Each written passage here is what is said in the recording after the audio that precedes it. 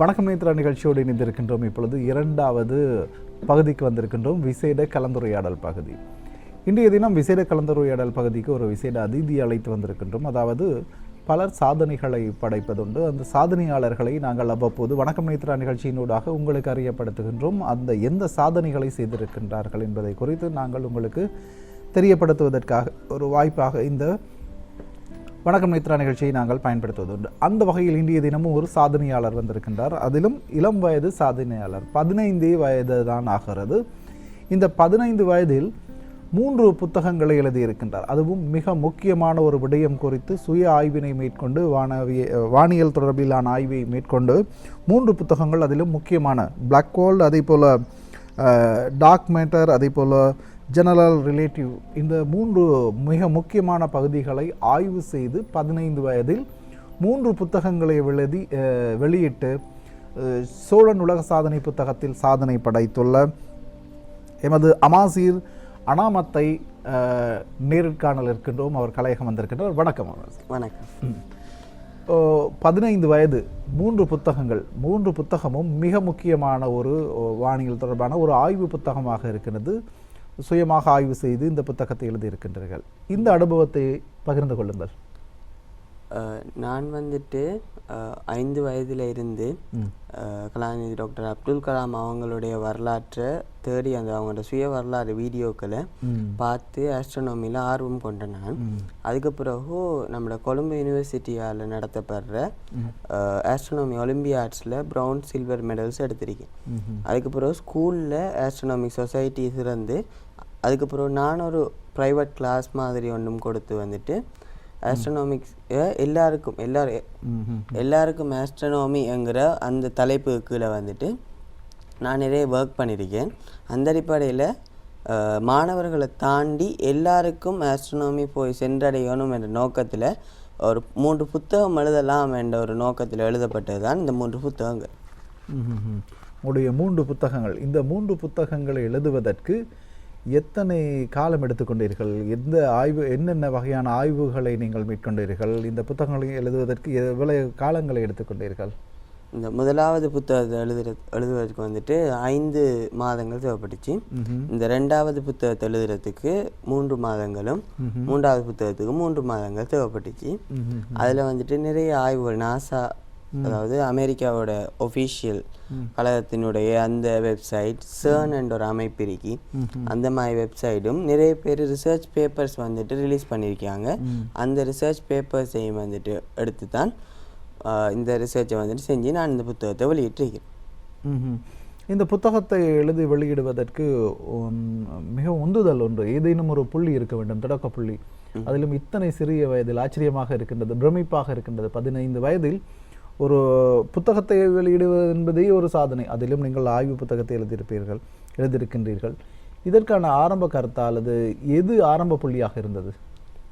ஆரம்ப புள்ளி என்ற வகையில் நிறைய பேருக்கு ஆஸ்ட்ரோனாமியோட பேசிக் நாலேஜ் கூட தெரியாது இருக்கிற சமயத்தில் சிறுவர்கள், இப்போ இந்த புத்தகத்தில் நான் என்ன கருதுகோள் எழுதினேன்டா, ஒரு 5 வயது உள்ள ஒரு சிறுவனும் 60 வயதுள்ள ஒரு பெரியவரோ பார்த்தாலும் வாசித்தாலும் இந்த புத்தகத்தில் வந்துட்டு அவருக்குரிய விளங்கப்படுத்துகிற மாதிரி தானே எழுதியிருக்கிறேன்.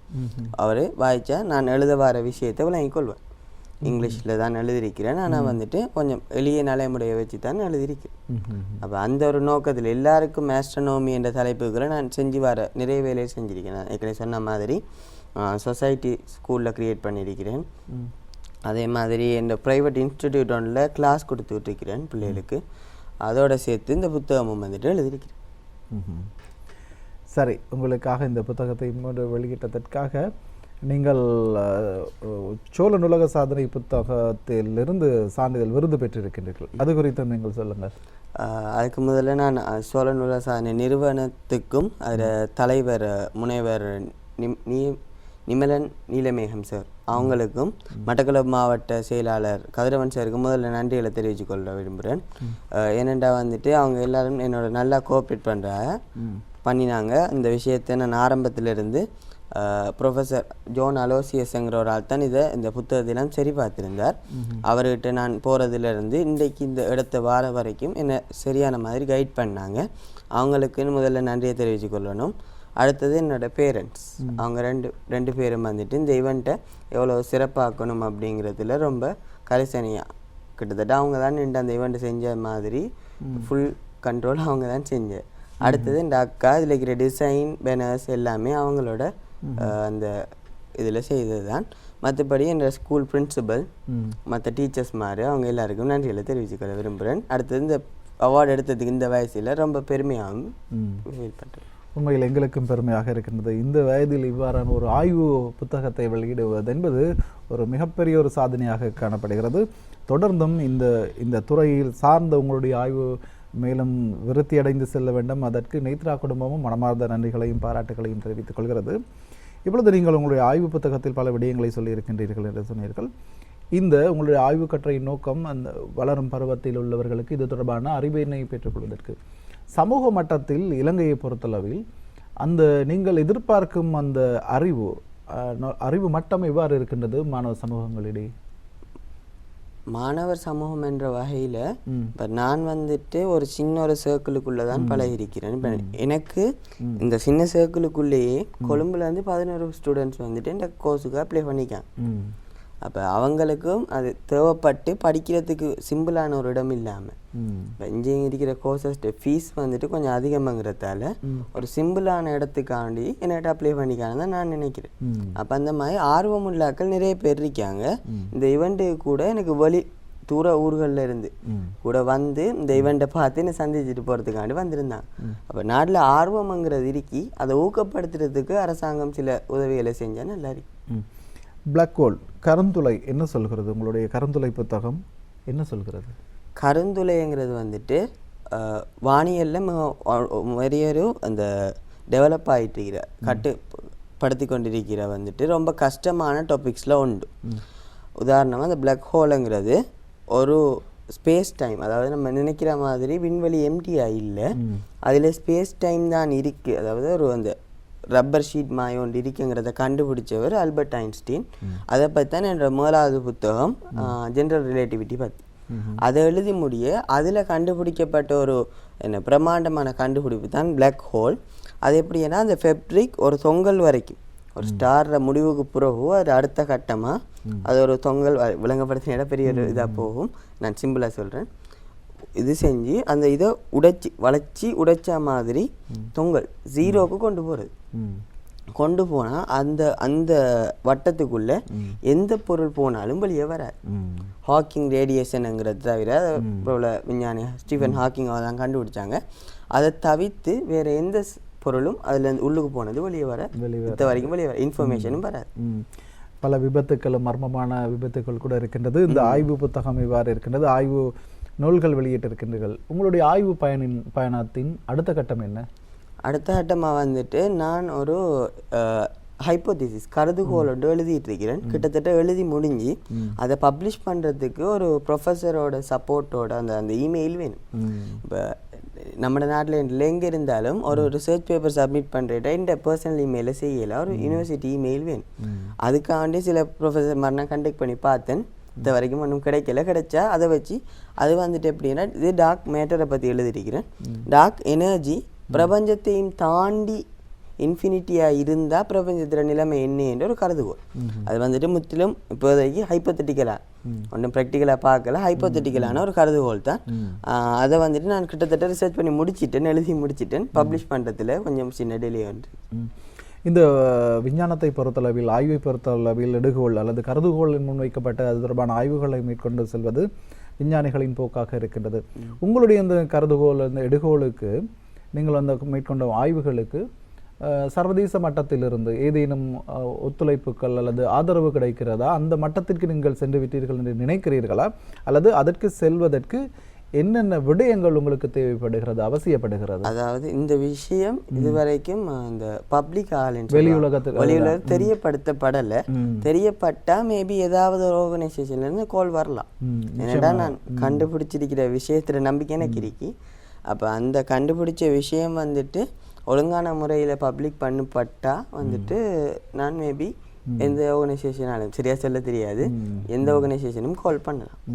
நிச்சயமாக நேத்ரா குடும்பம் உங்களுக்கு அதற்காக அனைத்து வழிகளிலும் ஒத்துழைப்பு வழங்க காத்திருக்கின்றது. நன்றி. உங்களுடைய பயணம் வெற்றி பெற நாங்களும் மனமார்ந்த வாழ்த்துக்களையும் நன்றிகளையும் தெரிவித்துக் கொள்கின்றோம். அடுத்ததாக உங்களுடைய பார்வையில் இந்த விண்வெளி இந்த அண்டத்தை தாண்டிய பகுதி எவ்வாறு இருக்கின்றது? எதிர்காலத்தில் என்னென்ன மாற்றங்கள் வரலாம் உங்களுடைய ஆய்வின்படி? என்னுடைய ஆய்வின்படி நான் இந்த கருதுகோளை ஒரு பக்கம் முன் வச்சிருக்கிறதன் காரணமாக இந்த பிரபஞ்சம் முடிவில்லாததா இருந்தா அது ஐன்ஸ்டீன் சொன்ன அந்த கருத்தோட தான் நான் ஒத்து போவேன். அது அந்த இது சொல்லுவாங்க, அந்த டோனட்னு சொல்லுவாங்க, அந்த ஷேப்ல நம்ம அதுல ஒரு பக்கம் போனோம்னா திரும்பி அதே பக்கம் தான் வருவோம். ஆனா அது இன்ஃபினிட்டியா இருக்கும். இன்ஃபினிட்டி ஆனா ஒரு எல்லை இருக்கும். அந்த எல்லையை நம்ம பார்க்கல. போனோம்ன்றாலும் நம்ம திருப்பி நம்ம இடத்துக்கு தான் வருவோம். அந்த ஒரு முறைமைக்குள்ள தான் நான் ரிசர்ச் பண்ணி வரேன். அதுதான் உண்மையாக இருக்கும். அடித்த வரைக்கும் நான் நம்புறேன். உங்களுடைய ஆய்வு இப்பொழுது கள ஆய்வு வரையில் விரிவாகுவதற்கு என்ன முயற்சியிலே திட்டத்தை கொண்டிருக்கின்றீர்கள்? நான் வந்துட்டு இப்போ கிட்டத்தட்ட துபாய் ஒரு நாட்டுக்கு வெளிநாடு ஒன்றுக்கு செல்ல இருக்கிறேன். அப்போ வந்துட்டு அந்த நாட்டிலையும் ரிசர்ச் சென்டர்ஸில் கதைச்சி அங்கே ஒரு பெரிய ரிசர்ச் சென்டர் ஒன்றுக்கு அங்கே வந்துட்டு பேசி அங்கே அவங்க அலோவ் பண்ணினா அங்கே சில கலை ஆய்வுகளை மேற்கொண்டுட்டு செய்கிறதுக்கு ஒரு ஐடியாஸ் இருக்கு. அங்கே போகிற அதுக்காண்டி தான் ரெடி பண்ணி வரேன். ரொம்ப நெருங்கிய காலத்தில் அங்கே பேத்திருவேன். நான் அந்த நாட்டுக்கு ரிசர்ச் நோக்கத்துக்காண்டி தான் போகிறேன். உங்களுடைய அந்த உயர்ந்த நோக்கம் ஒரு வெற்றி பயணமாக அமைய நேத்ரா குடும்பமும் மீண்டும் தொடர்ந்து எத்தனை முறை நன்றி சொன்னாலும் அது பொருந்தாது. நீங்கள் 15 வயதில் ஒரு ஆய்வு இலங்கைக்கு பெருமையாக இருக்கின்றது, எமக்கும் பெருமையாக இருக்கின்றது, தாய்நாட்டுக்கு பெருமையை தேடி தருவீர்கள் என்று தர வேண்டும் என்றும் நாங்கள் பிரார்த்திக்கின்றோம். உங்களுடைய ஆய்வுக்கு இலங்கையில் பொறுத்தளவில் எந்த அளவில் ஆதரவு அல்லது ஒத்துழைப்பு கிடைத்தது? இலங்கையிலும் வானியல் தொடர்பான ஆய்வு மையங்கள் இருக்கின்றன. எந்த வகையிலான ஒத்துழைப்பு கிடைத்தது? அது குறித்தும் விளங்கப்படுத்துங்கள். ஒத்துழைப்பு என்ற வகையில் வந்துட்டு பெரும்பாலும் நான் இன்டர்நெட்டை வச்சு தான் ஒத்துழைப்பு எடுத்தேன். சில ஒத்துழைப்புக்கு ட்ரை பண்ணினேன். ஏனென்று தெரியல. அதுக்குரிய கேள்விகளுக்கு நான் சரியான விட தான் கொடுத்தும் இது வரைக்கும் எனக்கு அதுக்குரிய பதில் வரல. எக்ஸெப்டட் என்னும் வரல, ரிஜெக்டட் என்னும் வரல. அதுக்கு பிறகு அந்த நாட்டில் ஒரு இதுக்கு எனக்கு அந்த எக்ஸெப்ட் பண்ணுற இதில் ஒன்றுக்கு அப்ளை பண்ணுறதுக்கு அந்த மனமில்லைன்னு சொல்லுவாங்க. அப்படி போய்த்து என்னென்னா அந்த கேள்வி எல்லாத்துக்குமே நான் சரியாக தான் பதில் கொடுத்துருந்தேன். ஒரு புலையும் இல்லாமல் அது நான் ஆர்கனைசேஷன் பேரை சொல்ல விரும்பலை. அதுக்கு நான் அப்படி தான் கொடுத்துருந்தேன். ஆனாலும் அவங்க எடுக்காதுக்குரிய காரணம் எனக்கு சில காரணங்கள் மைண்டில் இருக்கி, அதையும் சொல்ல முடியாது. அப்போ அதால் தான் இது இருக்குமென்று நம்புகிறேன். அதால் தான் நான் இப்போ நாட்டை விட்டு வெளியாகிற ஐடியாவிலையும் இருக்கு. இந்த நாட்டிலேயே நிறைய ரிசர்ச் செய்யலாம். போட்டி குறைய, திறமை இருக்கிறார்கள் கூட. ஆனால் உள்ளுக்கு எடுக்கிற வீதம் குறைய, திறமை இருக்கிறார்கள் எடுக்கிற வீதம் குறைய. ஒவ்வொரு சூழ்நிலை பாதகமாக இருக்கலாம், அதனையும் தாண்டி ஜெயிப்பது சாதனையாக இருக்கின்றது. உங்களுடைய சாதனை பயணம் தொடரட்டும். நாசா விண்வெளி ஆய்வு மையம் குறித்து நீங்கள் என்ன நினைக்கின்றீர்கள்? எந்த இதுவரைக்கும் நான் வளர்ந்ததுக்குரிய காரணமே நாசா தான். ஆரம்பத்தில் 5 வயசுலேருந்து நான் இந்த ஆஸ்ட்ரோனமிக்கு நுழைஞ்சாலும் அந்த கோவிட் டைம் கிரேட் 5 நான் படிக்கலாம் கோவிட் வந்தது. அந்த டைமில் நாசாவோட கம்பைன் பண்ணி நிறைய காம்படிஷன்ஸ், கிளாஸஸ், கோர்சஸ் இது வரைக்கும் போயிட்டுருக்கேன். அதுக்குரிய சர்டிஃபிகேட்ஸும் கிட்டத்தட்ட 20-25 நாசாவோட ஒஃபிஷியல் சர்டிஃபிகேட்ஸ் வந்துட்டு எடுத்திருக்கேன். அதே போல் 80 சர்டிஃபிகேட்ஸ் வரைக்கும் இது வரைக்கும் எடுத்திருக்கிறேன். கோடிங், ஆஸ்ட்ரோனமி அதில். அப்போ அந்த மாதிரி இடங்களில் நாசா எனக்கு முக்கிய ஹெல்ப் பண்ணிருக்கு. அதை தவிர்த்து யூனிவர்சிட்டி ஆஃப் அரிசோனா ஒரு டிப்ளமாவும் எடுத்திருக்கிறேன், டிப்ளமா செலஸ்டியல் நேவிகேஷனில். அதுக்கு பிறகு தான் இது எழுதணுங்கிற ஐடியா அந்த டிப்ளமா எடுத்ததுக்கு பிறகு தான். அப்போ அதெல்லாம் நான் எடுத்திருக்கிறேன். நாசா இந்த வளர்ச்சிக்கு ஒரு முக்கிய பங்காற்றினேன் என்று சொல்லலாம்.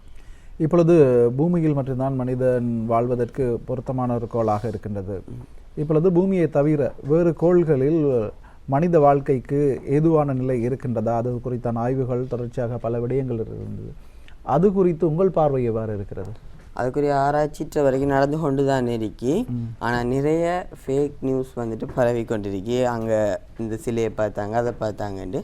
இத்த வரைக்கும் ஒஃபிஷியலாக ஒரிஜினலாக பூமியை தவிர்த்து வேறு கிரகங்களில் உயிரினம் இருக்கிறதுக்கான சாத்தியக்கூறுகள் இத்த வரைக்கும் கன்ஃபார்ம் ஆகலை. இப்போ நான் உங்களோட பேசிட்டு இருக்கிற இந்த நிமிஷம் வரைக்கும் கன்ஃபார்ம் ஆகலை. மேபி நான் பேசி முடிஞ்சு வெளியாகல கன்ஃபார்ம் பண்ணிட்டு எனக்கு மெசேஜ் வரலாம். அது எப்போ நடக்குமென்னு சொல்லல. இந்த சயின்ஸ் அவ்வளோ ஆக்டிவாகவும் ஃபாஸ்ட்டாகவும் ரன் ஆகிட்டு. சரி, இந்த அளவில் பல விடயங்களை நீங்கள் எங்களுடன் பகிர்ந்து கொண்டீர்கள். உண்மையில் மனமார்ந்த நன்றிகளை. மீண்டும் நேத்ரா குடும்பம் சொல்கிறது, உண்மையில் ஒரு சாதனை மைந்தன் எதிர்காலத்தில் உலகத்தை இலங்கையின் பால் தீர்ப்பக்கூடிய ஒரு ஆற்றல், சகல ஆற்றல்களும் இருக்கின்றது என்று உங்களுடைய அந்த நேர்காணலின் ஊடாக நாங்கள் தெரிந்து கொண்டோம். தொடர்ந்தும் உங்களுடைய பயணம் வெற்றி பெற வேண்டும். எதிர்காலத்தில் நீங்கள் இலங்கையின் சார்பில் அல்லது இலங்கைக்காக என்ன செய்ய போகின்றீர்கள்? ஒரு பெரிய கண்டிப்பாக சாதிப்பீர்கள் என்ற ஒரு திண்ணமான நம்பிக்கை இருக்கின்றது. நன்றி. என்ன செய்ய போகலாம் இலங்கைக்கு? இலங்கைக்கு என்ற அடிப்படையில் இலங்கையில் நிறைய இந்த மாதிரி என்ன போல திறமையான நிறைய மாணவர்கள் நிதி பிரச்சனைகளாலும் வேறு பிரச்சனைகளாலும் முன்னுக்கு வர இயலாமல் எந்த பேரண்ட்ஸ் வந்துட்டு எனக்கு சப்போர்ட்டாக இருக்கிறதால நான் இந்த ஸ்டேஜுக்கு வந்திருக்கிறேன். அப்போ இந்த அளவுக்கு சப்போர்ட் இயலாத ஆட்களுக்கு உரிய ஆட்களை தேர்ந்தெடுத்து சப்போர்ட் கொடுக்கணுங்கிறது தான் என்னோட ஒரு எண்ணம். அது கூடிய சீக்கிரம் நடக்கும் என்று நம்புகிறேன். சரி, அந்த அளவில் இந்திய வணக்கம் நேத்ரா நிகழ்ச்சியின் விசேட நேர்காணல் பகுதியை நிறைவு செய்து கொள்ளலாம் என்று இருக்கின்றோம். முதலாவது பகுதி, இன்றைய தினம் நேர்காணலுக்கு நேரடியாக கலையகம் வந்து பல விடயங்களை பகிர்ந்து கொண்ட எம்மை பிரமிப்பில் ஆழ்த்திய ஒரு சாதனை இளைஞன், ஒரு விஞ்ஞானி என்று தான் கூற வேண்டும். பல ஆய்வுகள், பல நுட்பமான விடயங்கள் இருக்கின்றது. அந்த வகையில் அமாசீர் அனாமத்துக்கு நேத்ரா குடும்பம் சார்பாக மீண்டும் நன்றிகளை தெரிவித்துக் கொள்கின்றோம். இந்த அளவில் இந்த 15 வயதில் பாடசாலை கற்று கொண்டிருக்கும் 15 வயதிலேயே 3 புத்தகங்கள், அதிலும் வானியல் சார்ந்த புத்தகங்களை சுயமாக ஆய்வு செய்து அந்த 3 புத்தகங்களையும் வெளியிட்டிருக்கின்றார். அவருடைய மேலதிகமான ஆய்வுகளுக்காக அவர் தொடர்ச்சியான முயற்சியினை மேற்கொண்டிருக்கின்றார். நேத்ரா குடும்பம் மீண்டும் அவருக்கு மனமார்ந்த நன்றிகளையும் பாராட்டுகளையும் தெரிவித்துக் கொள்கின்றது. நன்றி. நன்றி. உங்கள் பயணம் தொடரட்டும். அந்த அளவில் இதே வணக்கம் நேத்ரா நிகழ்ச்சியின் முதலாவது விசேட நேர்காணல் பகுதியை நாங்கள் நிறைவு செய்து கொள்கின்றோம். அடுத்ததாகவும் ஒரு விசேட நேர்காணல் இருக்கின்றது. தொடர்ந்தும் நேத்ராவுடன் இணைந்திருங்கள். இப்பொழுது ஒரு சிறிய விளம்பர இடைவேளை. அதனைத் தொடர்ந்து இந்த விசேட நேர்காணல், இரண்டாவது நேர்காணல் உங்களுக்காகவே காத்திருக்கின்றது. இப்பொழுது ஒரு சிறிய விளம்பர இடைவேளை.